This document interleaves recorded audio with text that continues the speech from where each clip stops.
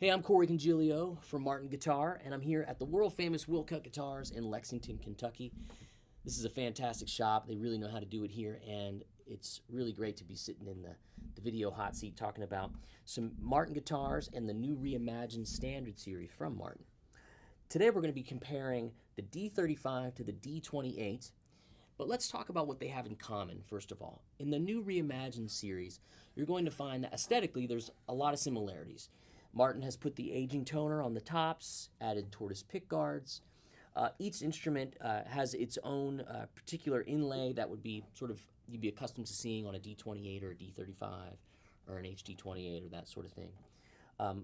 But by and large, you'll see that they're very similar aesthetically.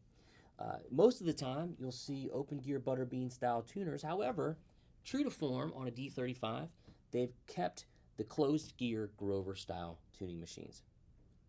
Playability-wise, they should be very similar as they all have the same neck design, which is a modified low oval shape with a higher performance taper. So it's going to be very playable from the first fret up as high as you can go. And that's also nice when you're making a choice to say like, well, is one guitar going to have a different neck shape than the other one? No, they're going to be very similar. So you know going in, they're going to feel the same. Now, the D-35 is a great animal. I love this instrument. 35 styles, as you know, always have that great three-piece back. This has been something Martin's been doing for many, many years, and it's just a gorgeous look for one, but it was also part of the conservation effort when Brazilian rosewood was being used to say, hey, how can we use some other pieces to create what we call now the famous wedge? So you see that on 35 style instruments. The braces on this instrument and on the D-28 are forward shifted, but they're both non-scalloped on both of these instruments, so it's going to be a nice comparison. The big difference, actually, is that the bracing for a D-35 is a 1/4 inch as opposed to 5/16 on a D-28. I like to think of a D-35 with its smaller bracing as a little airier singer-songwriter type dreadnought. For me, it's the perfect dreadnought. I'm not traditionally a bluegrass or traditional player. I play a lot with singer-songwriters and do my own songwriting. So it works great with my voice, and I can get over top of it because it's got a little bit more of an airier nature to it. I really, really dig D-35s.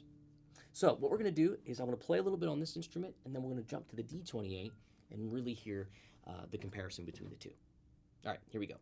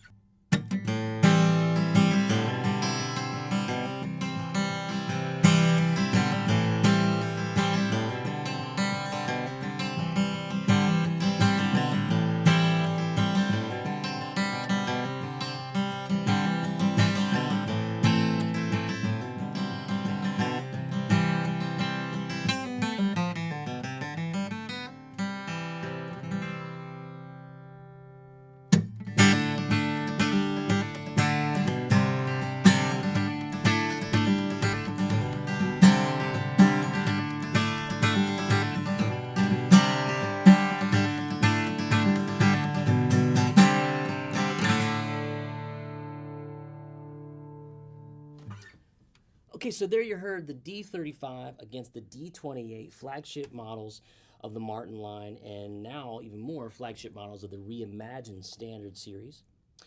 I played very similar examples on the D-35 and the D-28, and hopefully you could hear the airier quality of the D-35 and that skinnier bracing against the D-28's a little bit more aggressive and forward sound.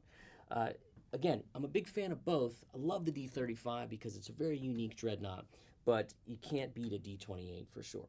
So get your ears wrapped around this video, make a good choice, and when you're ready to pull the trigger, call your salesperson at Willcutt Guitars and go to willcuttguitars.com and visit martinguitars.com. I'm Congilio, and I'll see you on another video.